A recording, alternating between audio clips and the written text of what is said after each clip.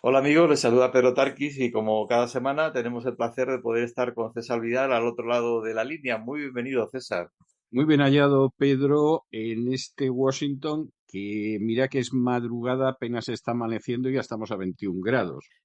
Bueno, hoy vamos a abordar un tema complejo y a la vez triste. Es la situación que ha habido tras los dos seísmos, prácticamente uno detrás de otro, que ha ocurrido en Venezuela.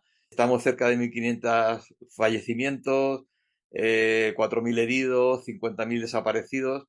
Esta tragedia, bueno, terrible a día de hoy, todavía hay víctimas y la pregunta que uno se hace es cómo ocurren estas cosas, dónde está Dios cuando aparecen estas tragedias tan tremendas. Pues mira, la semana pasada yo estaba dando en Techubá un curso de antropología bíblica y en la primera parte del curso, que tuve que hablar de la creación del hombre, de las teorías sobre la aparición del hombre en la Tierra, etcétera, hubo un momento que examinando la teoría de la evolución y a Darwin, yo leía de las memorias de Darwin, en las que él decía que cuando él miraba el orden del universo y veía la forma en que estaba establecido ese orden y veía el ser humano, etcétera, él tenía que llegar a la conclusión de que existía un Dios. Es decir, aquello estaba tan ordenado y era tan absolutamente prodigioso en algunos casos cuando se estudiaba la naturaleza, que decía, al observar eso, la verdad es que se podría decir de mí que soy un teísta. Evidentemente no era cristiano, ni mucho menos, pero tiene que haber un Dios. Pero luego añadía en otro pasaje de sus memorias que el sufrimiento era el argumento o la circunstancia que le disuadía más de creer en Dios. Yo creo que ese es un fenómeno con todos los, en fin, matices que se quieran, circunstancias que se deseen, etcétera, que efectivamente enfrenta muchísima gente. Es decir, la idea de que de pronto se producen desastres y uno se pregunta si Dios existe, dónde está en medio de los desastres. Y yo creo que esta es una cuestión bastante más poliédrica y bastante más polifacética de lo que puede parecer de entrada. Primera cuestión, a mí me llama la atención que la gente que clama por la presencia de Dios en los desastres sea gente que por regla general no piensa en absoluto en Dios. Es decir, de pronto se produce un desastre, no sabe cómo enfrentarse con él, se siente impotente y desvalido hacia el desastre y en vez de pensar si tiene alguna relación, si se puede socorrer el desastre, etcétera, bueno, pues lo que hay es un alarido de queja hacia Dios si es que acaso existes. Lo cual a mí me parece ridículo. O sea, esto es como el niño que ha decidido, o el adolescente que ha decidido vivir totalmente independiente de sus padres, tiene un desastre porque se ha marchado de casa y carece de la madurez para llevar su vida a buen término y cuando de pronto le sucede una desgracia, pues entonces se enfada con sus padres porque no están ahí para protegerlo, cuando él es el primero que ha querido marcharse. De modo que esa es una de las primeras cuestiones que yo creo que habría que reflexionar.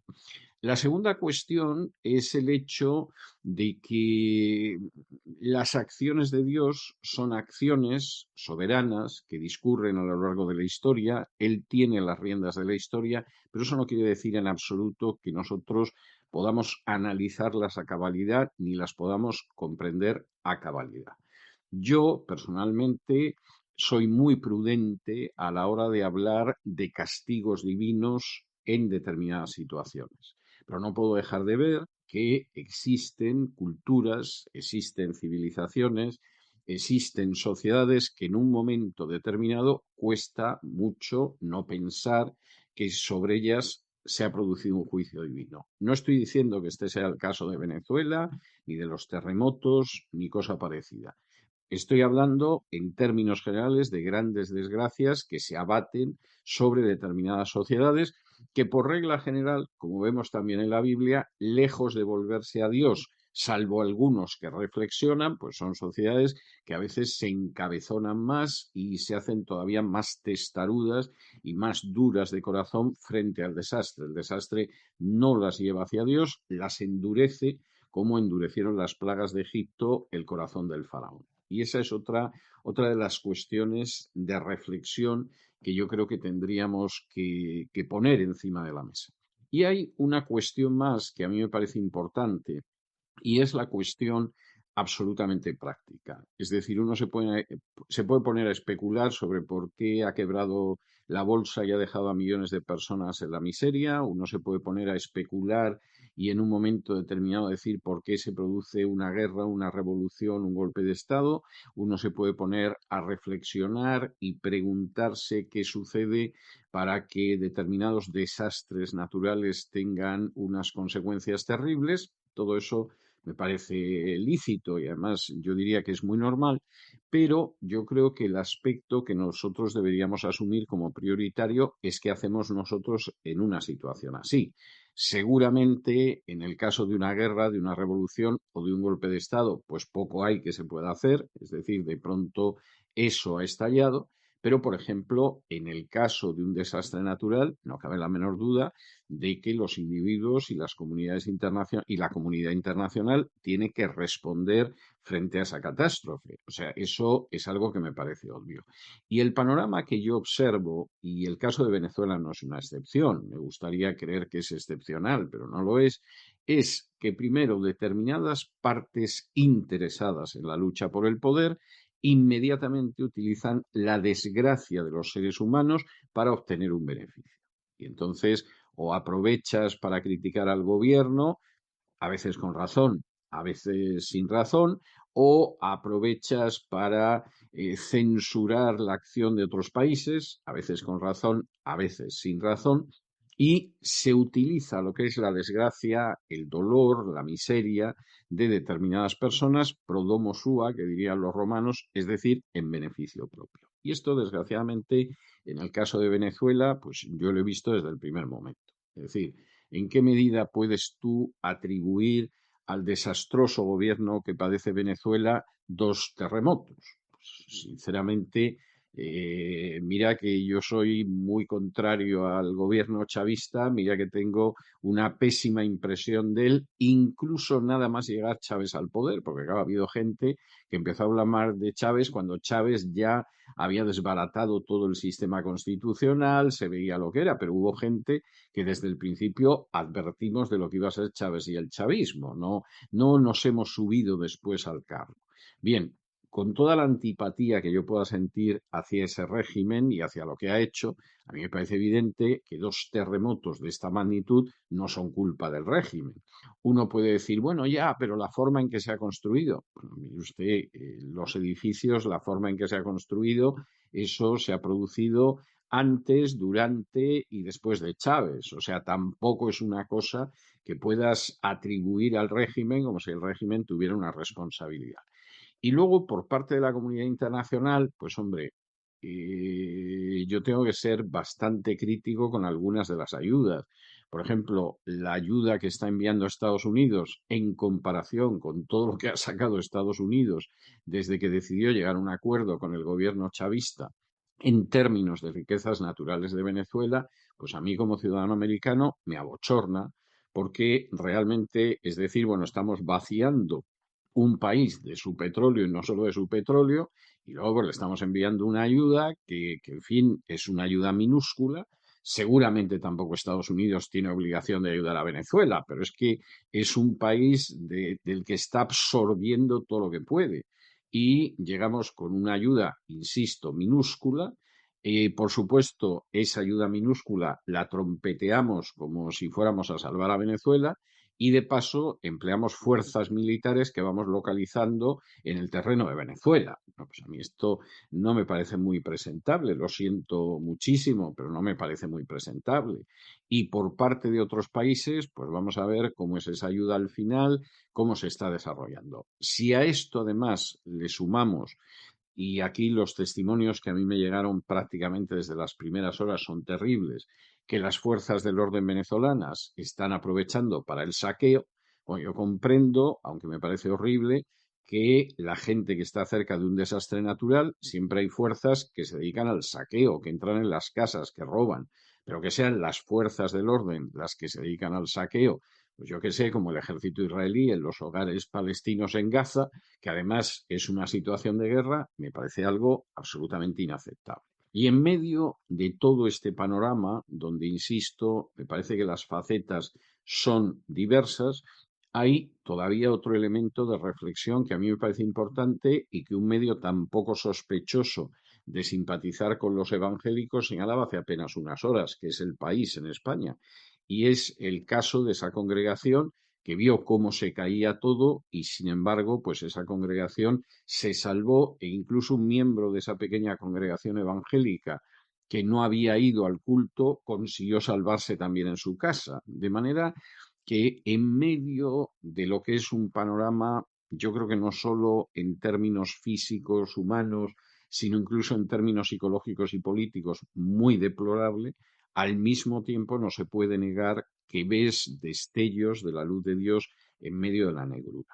Y creo que todos estos aspectos hay que examinarlos y que lamentablemente, pues en muchísimas ocasiones, guiados por los más diversos intereses, la gente hace un análisis de las catástrofes que es absolutamente sectorial. Es decir, no quiero saber nada de Dios y aprovecho que se ha producido un tsunami en el Pacífico para decir que no hay que creer en Dios. O aprovecho que se ha caído por un barranco un autobús de niños para decir que no hay que creer en Dios. A mí esto me parece ridículo. Se produce una catástrofe y, bueno, la catástrofe es, por ejemplo, un tsunami o un terremoto o una inundación y la culpa la tiene el político al que quiero quitarle el puesto. Bueno, pues eso en algún caso no digo que no pueda ser verdad, pero por ejemplo en el caso este de Venezuela, yo sinceramente, por muy detestable que sea su gobierno, no creo que se le pueda atribuir que se hayan producido dos seísmos. O sea, es que es algo de sentido común. Y luego, por otro lado, pues hay que tener en cuenta también esa hipocresía de un cierto sector de la comunidad internacional y también la pasividad o, por el contrario, la actividad de los damnificados. Igual que hay fuerzas policiales que al parecer se están dedicando al saqueo, también los primeros que se han movilizado en Venezuela, como pasó, por ejemplo, en Valencia no hace tanto tiempo, pues ha sido la gente sencilla, la gente del pueblo, que ha decidido que había que echar una mano para intentar paliar en una mínima medida la desgracia de los demás. Sí, sin duda, esas tragedias salen lo mejor y lo peor del ser humano, ¿no? Sin duda. Esta iglesia que mencionabas de La Guaira la sacamos en Evangélico Digital precisamente porque lo había publicado El País. Si lo hubiera publicado otro medio, hubiéramos pensado que quizás era una fake news, pero justo lo que dices, El País, además lo titula así, Milagro en La Guaira. A No, yo veces, me estoy reponiendo de la sorpresa todavía, ¿eh? O sí, sea, sí, sí. quiero decir, yo cuando lo vi en Evangélico Digital Mm, pensé, bueno, pues es lógico que lo publique Evangélico mm. Digital, pero cuando veo que la noticia la daba El País, yo me imagino, no tengo certeza de ello, pero imagino que el corresponsal del País, que es posible que sea un venezolano, claro, el hombre se quedó absolutamente pasmado, lo manda a la redacción del País en Madrid y la redacción del País pues lo publicó entre otras cosas porque desea tener noticias frescas de lo que está sucediendo en Venezuela, ¿no? Y en última instancia pues lo hace, pero no cabe la menor duda de que es un fenómeno verdaderamente sorprendente. También tengo que decir, para ser lo más ecuánime posible, que esa noticia la ha publicado El País y sorprende, pero a mí me hubiera sorprendido todavía más si la hubiera publicado el ABC o la hubiera publicado La Razón. O sea, lo tengo también que decir de todo corazón en fin, yo escribí muchísimos años en La Razón, por ejemplo, pero sé perfectamente cómo son los medios de comunicación en España. Sí, y después los grandes medios que han sacado todo tipo de historias y anécdotas positivas o de esperanza, ninguno ha mencionado esto, ¿no? O sea, parece que lo negativo de la Iglesia Evangélica en España, que hablábamos hace una semana, se sale enseguida y sin embargo estos hechos tan sorprendentes pues no aparecen, ¿no? Lo que sí quería preguntarte, está claro que aquí hay una acción providencial, ¿no? Toda una congregación entera con edificios desplomándose alrededor y que se salve por completo, vamos, está claro que algo insólito en fin, por encima de lo natural ocurrido allí.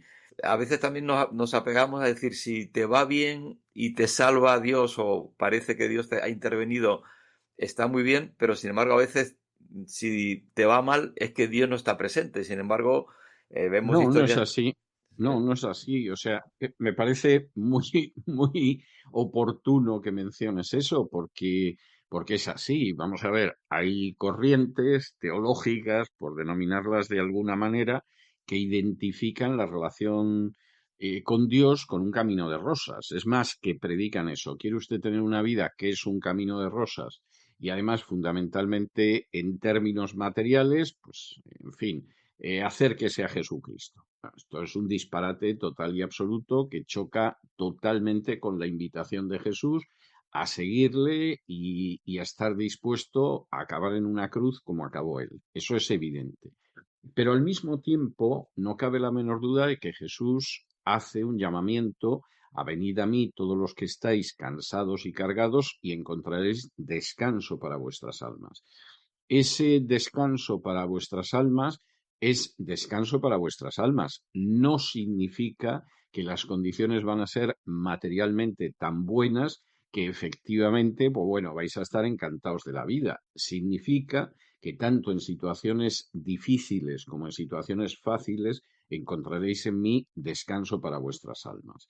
Y los creyentes, como los no creyentes, atraviesan situaciones en la vida que son difíciles. Y esas situaciones difíciles puede ser el hecho de tu situación de trabajo, puede ser el hecho de tu salud, puede ser cómo está tu familia, puede ser hasta problemas dentro de tu iglesia. Es decir, el abanico de posibilidades difíciles de un creyente es como mínimo tan amplio como el abanico de posibilidades difíciles de un no creyente.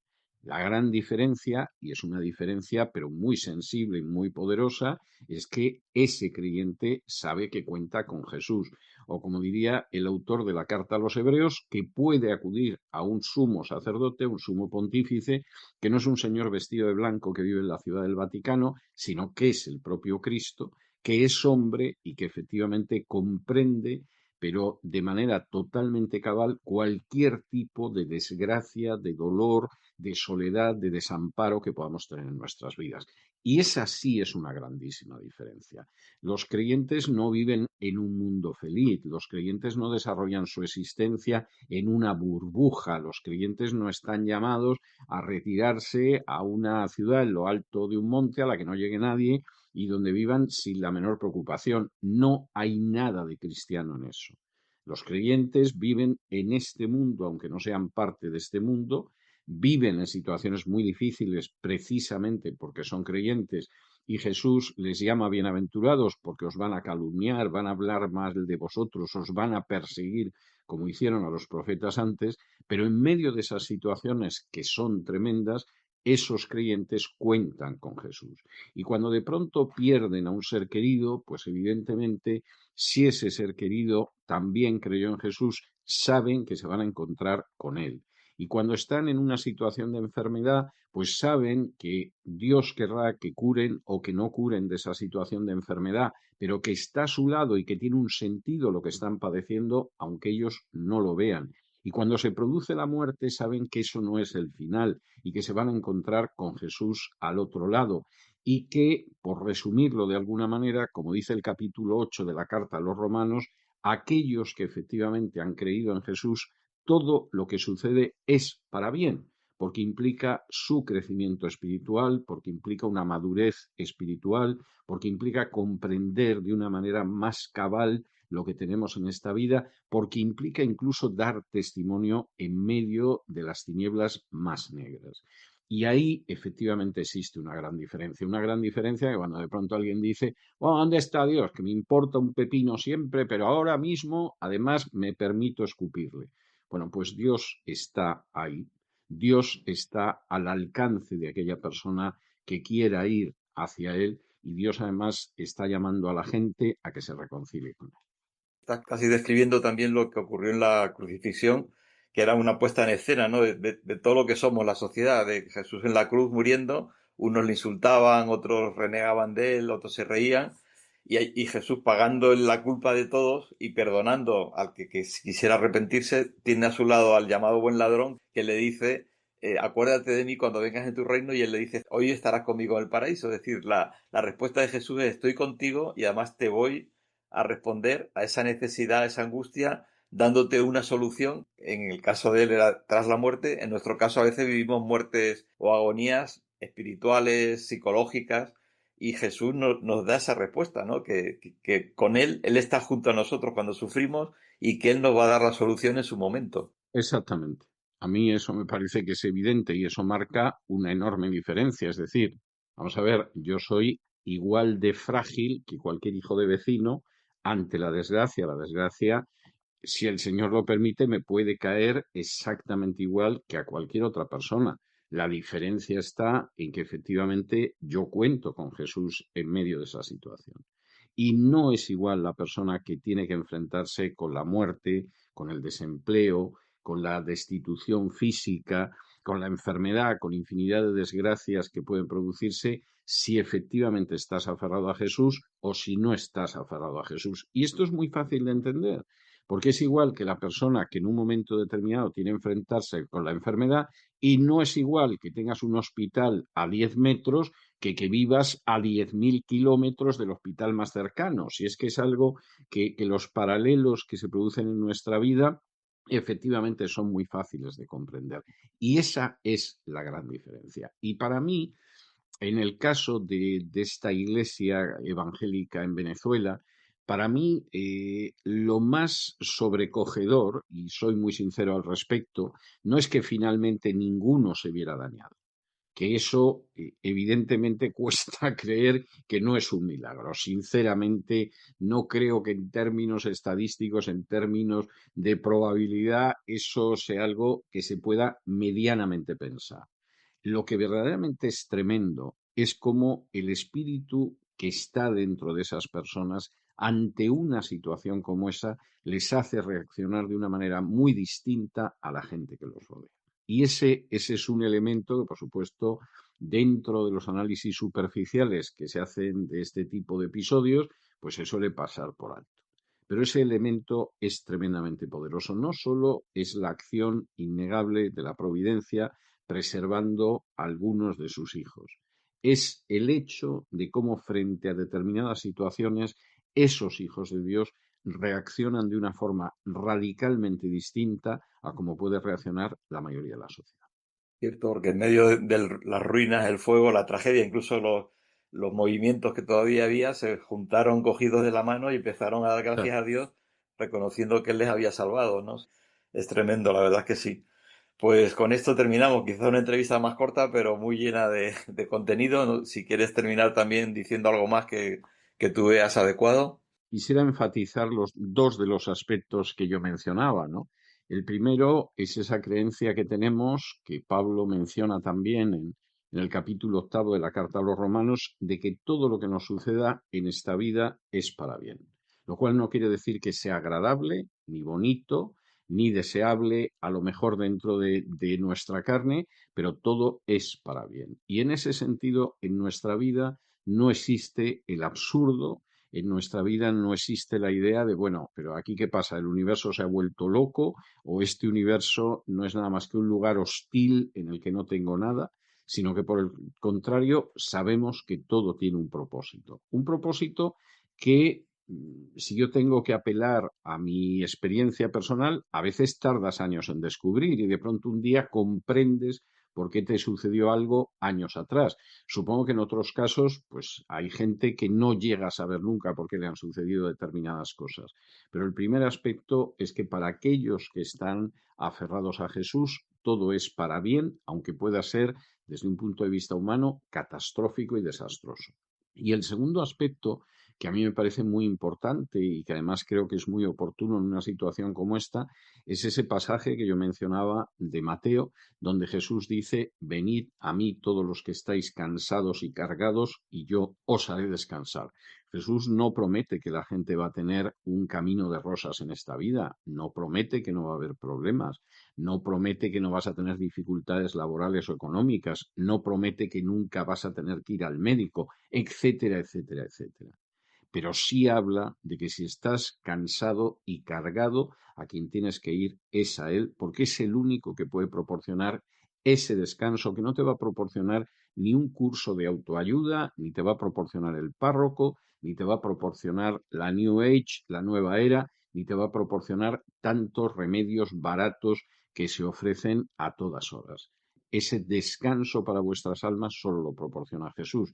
Y si en estos momentos hay alguien que nos está escuchando y que se siente cansado y cargado y abrumado y aplastado por las cargas que tiene de la vida, lo que tiene que hacer es ir a Jesús, porque Jesús sigue llamando a la gente cansada y cargada para encontrar descanso para sus almas, lo mismo ahora en pleno siglo XXI que cuando pronunció esas palabras en el siglo I.